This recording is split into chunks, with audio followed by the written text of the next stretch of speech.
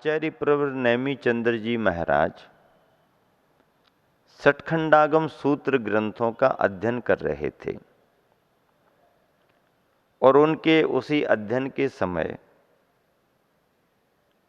वीर मार्तंड सेनापति चामुंड राय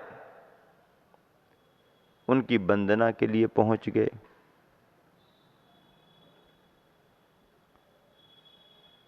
चामुंड राय के लिए आता देखकर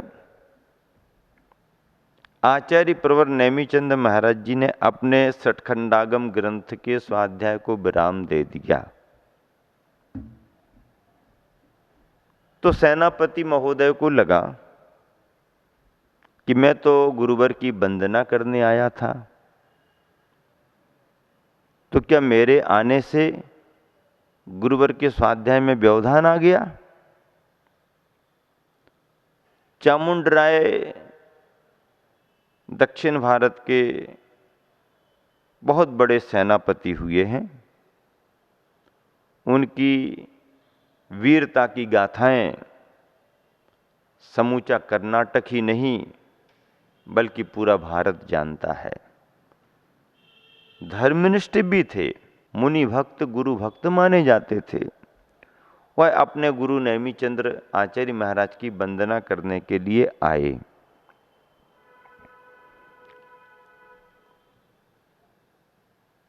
आचार्य महाराज ने स्वाध्याय को विराम दे दिया। उन्हें लगा मेरे आने से गुरुवर को अपने स्वाध्याय में व्यवधान आ गया। उन्होंने पूछ लिया। आचार्य प्रवर ने कहा कि नहीं, आपके आने से कोई व्यवधान नहीं हुआ,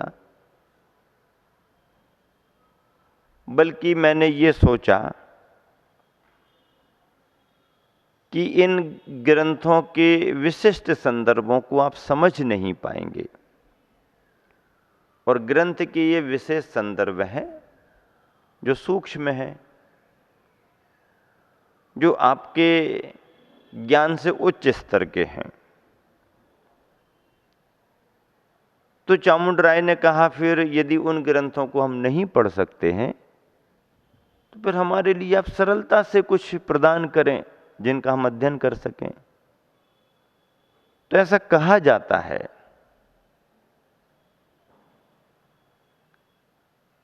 कि आचार्य नेमीचंद महाराज ने फिर सठखंडागम के सूत्र ग्रंथों के सार के रूप में जीवकांड और कर्मकांड ग्रंथ लिखे और इन दोनों जीवकांड और कर्मकांड में, जीवकांड में जीवों से संबंधित सारी चर्चाएं, कर्मकांड में कर्म प्रकृतियों से संबंधित सारी चर्चाएं। जब ये ग्रंथ लिखे गए तो किसके लिए लिखे, किसके निमित्त से लिखे, ये विचार करके इन दोनों का नाम गोमट सार रखा। गोमट सार। गोमट सार नाम क्यों रखा? क्योंकि चामुंड राय का बचपन का नाम गोमट था। चामुंड राय का बचपन का नाम गोमट था, तो गोमट के लिए सार लिखा गया है। गोमट के लिए सार लिखा गया इसलिए उन दोनों ग्रंथों का, जबकि मूल नाम जीवकांड और कर्मकांड है, पर वीर मार्तंड सेनापति चामुंड राय के निमित्त लिखा गया है और चामुंड राय का बचपन का नाम गोमट था, इसलिए इन ग्रंथों का नाम भी गोमट सार पड़ गया। अब क्या कहते हैं? गोमट सार जीवकांड, गोमट सार कर्मकांड। ये गुरु कृपा है और ऐसी गुरु की कृपा सभी को नहीं मिलती। गुरु की कृपा को पाने में सामने वाले का समर्पण भी होना चाहिए। सामने वाला जितना विनीत भाव से, समर्पण के भाव से अपने गुरु की भक्ति करेगा, उसके परिणाम उतने ही विशुद्ध होंगे। और ऐसे ही गुरु भक्ति से विशुद्ध व्यक्ति ही विशिष्ट ग्रंथों के अध्ययन की पात्रता रखते हैं। ज्ञान कितना भी क्यों ना हो तुमको, बिना गुरु के मार्गदर्शन को प्राप्त किए आप ज्ञान के सार को प्राप्त नहीं कर सकते हैं। और देखिए, उसी चामुंडराय का भाग्य, बाहुबली की प्रतिमा बनी तो कामदेवों के रूप में बाहुबली ही नाम है। 24 कामदेवों में पहले कामदेव बाहुबली हैं। लेकिन जब बाहुबली की प्रतिमा बनना शुरू हुई और बाहुबली की प्रतिमा जब श्रवण बेलगोला में बनी, ईसवी सन 981 में जब उसकी प्रतिष्ठा हुई, प्रतिमा बनकर के तैयार हुई, प्रतिष्ठा हुई, वीर चामुंडराय सेनापति ने अपनी मां की भावना को पूरा करने के लिए बाहुबली की प्रतिमा बनवाई। और जब प्रतिमा बनकर के तैयार हुई तो बाहुबली के नाम के साथ साथ बाहुबली का नाम गोमटेश भी पड़ गया। गोमटेश क्यों पड़ गया? क्योंकि गोमट के ईश यानी देवता, गोमट के भगवान, तो जो गोमट के भगवान बने उनका नाम गोमटेश, गोमटेश्वर हो गया। एक भक्त की भावनाओं का प्रभाव कि भगवान की प्रतिमाओं के नाम में भक्त का नाम जुड़ गया। ऐसे संदर्भ बार बार नहीं घटते हैं। इसलिए गुरुवर कह रहे हैं, गुरु भक्ति से विशुद्ध व्यक्ति ही विशिष्ट ग्रंथों के अध्ययन की पात्रता रखते हैं। और देखो क्या कह रहे हैं, स्वाध्याय बीच का आलंबन है, अंतिम नहीं। स्वाध्याय बीच का आलंबन है, अंतिम नहीं। स्वाध्याय में रत व्यक्ति, क्या स्वाध्याय में रत व्यक्ति स्वाध्याय में रत है, स्वभाव में नहीं। कितनी बड़ी बात कही। स्वाध्याय में रत व्यक्ति स्वाध्याय में रत है, स्वभाव में रत नहीं है, स्वभाव में रत नहीं है। स्वाध्याय तो बीच का आलंबन है, अंतिम नहीं है। अंतिम तो स्वभाव की प्राप्ति है, और स्वभाव की प्राप्ति के लिए भगवान की प्रतिमा, वीतराग प्रतिमा जिनबिंब माध्यम बन सकती है, गुरु की मुद्रा माध्यम बन सकती है, जिनवाणी माध्यम बन सकती है। तो इसीलिए गुरुवन ने कहा कि स्वाध्याय बीच का आलंबन है, अंतिम नहीं। स्वाध्याय में रत व्यक्ति स्वाध्याय में रत है, स्वभाव में नहीं। जब तक व्यक्ति ग्रंथ को लेकर के स्वाध्याय करता रहेगा, केवल ज्ञान होने वाला नहीं। बोलो, स्वाध्याय करते करते केवल ज्ञान आज तक किसी को हुआ है क्या? अरे गृहस्थ तो छोड़ो, मुनि महाराज भी यदि स्वाध्याय कर रहे हैं तो स्वाध्याय करते करते केवल ज्ञान मुनि महाराज को भी ना हुआ है और ना कभी होगा, कभी हो नहीं सकता। केवल ज्ञान तो ध्यान से होगा, और ध्यान में ग्रंथ का आलंबन नहीं रहेगा। निर्ग्रंथता का आलंबन रहेगा। क्या कहा, ध्यान से सुनो। ध्यान में ग्रंथ का आलंबन नहीं रहेगा, निर्ग्रंथता का आलंबन रहेगा। लेकिन ये लिखे गए ग्रंथ और धारण की गई मुद्रा का निर्ग्रंथ, ये भी बाहर रह जाएंगे। अंदर जब भगवान की उस वाणी को आधार बना करके, यानी श्रुत चिंतन का आधार लोगे,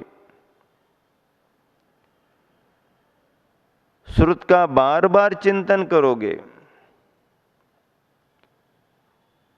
अंतरंग से श्रुत का आलंबन लोगे, और उस श्रुत के आलंबन में फिर अपने आत्म तत्व के बारे में बार बार विचार चिंतन करोगे, तब कहीं जा कर के उस शुद्धोपयोग की निर्विकल्प दशा में किसी साधक को केवल ज्ञान हो सकता है।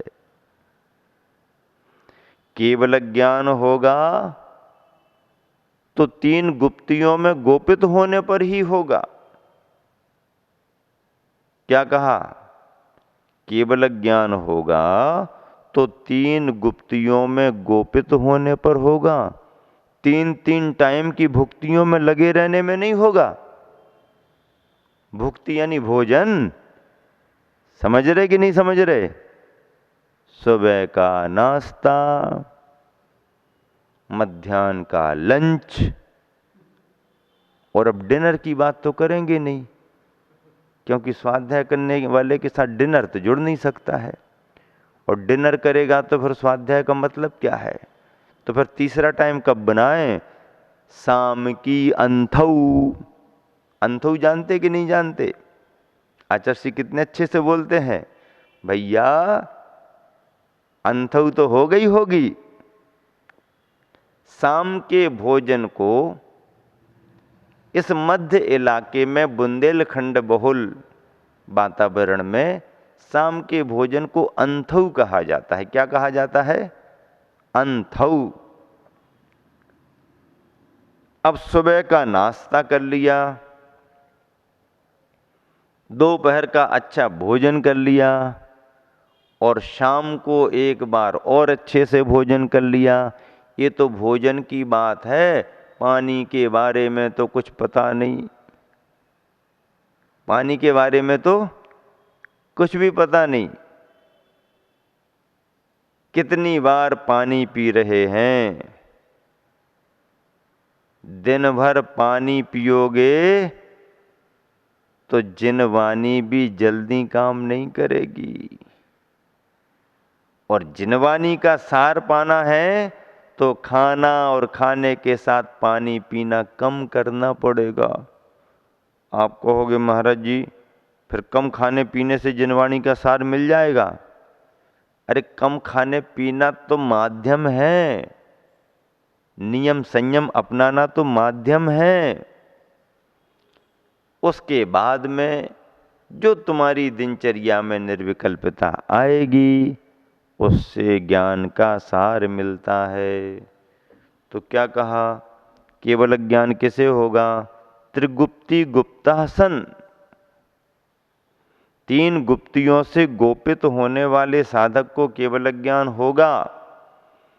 3 भुक्तियों में लगे रहने वाले व्यक्ति को नहीं, चाहे वो कितना भी क्यों ना पढ़े, कितना भी स्वाध्याय करे। वो स्वाध्याय करने वाला व्यक्ति स्वाध्याय में रत तो माना जाएगा, पर साधना में स्वभाव में रत नहीं माना जाएगा। बहुत बढ़िया बात कही। कैसे कैसे भाव गुरुदेव के चिंतन से निकलते हैं। स्वाध्याय करने की योग्यता के लिए, यानी पात्रता के लिए, स्वाध्याय करने की योग्यता अर्थात पात्रता के लिए प्राथमिक भूमिका में सप्त व्यसन का त्याग अनिवार्य है। क्यों बताई अनिवार्यता? क्योंकि सम्यक ज्ञान की आराधना करने वाले की पात्रता भी तो होनी चाहिए। सप्ति व्यसन का त्याग अनिवार्य है। उपदेश सुनने वाला अपात्र भी हो सकता है। क्या कहा? धर्म का उपदेश सुनने वाला उपदेश सुनते समय अपनी भूमिका में हो सकता अपात्र भी हो, तो अपात्र की स्थिति में उपदेश तो सुन सकता है, पर उस अपात्रता की स्थिति में जिन वाणी को लेकर, ग्रंथों को लेकर के स्वाध्याय नहीं कर सकता। धर्मोपदेश सुनने में और ग्रंथ को आधार बना करके स्वाध्याय करने में बड़ा फर्क है, बहुत बड़ा फर्क है। धर्मोपदेश तो पात्र अपात्र दोनों सुन लेते हैं, और उपदेश सुन सुन करके ही अपात्रों में पात्रता आने लगती है। तभी तो कौन कौन, मनुष्यों के तो उदाहरण छोड़ो, त्रियंचों में भी सिंह को मुनिराज ने संबोधित कर दिया। क्या बात है! कौन सा सिंह? जो हिरण का शिकार कर रहा था। उस सिंह के लिए मुनिराज ने संबोधन दिया, सिंह के परिणाम बदल गए, पात्रता प्रकट होने लगी। ऐसे ढेर सारे उदाहरण हैं। मनुष्य तो मनुष्य, त्रियंच पशु पक्षी भी उपदेश सुन करके कल्याण के मार्ग में लग गए।